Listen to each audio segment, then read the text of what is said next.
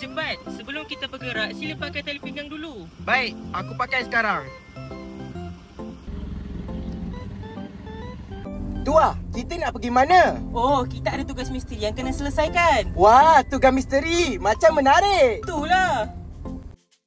Aduh, kita kat mana ni? Sepatutnya dah sampai kalau ikut peta ni. Kau lah ni tak letak peta. Dari 10 minit jadi sejam dah. Mana ada? Aku cakap belok kiri. Kau pula belok kanan. Kejap depan, kejap belakang. Sekarang dah sesat.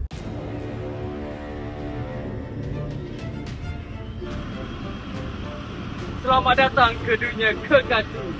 Kembara, kata tugas. Selesaikanlah pengemaraan kata tugas anda di setiap wilayah ini. Ada tugas-tugas yang perlu anda selesaikan.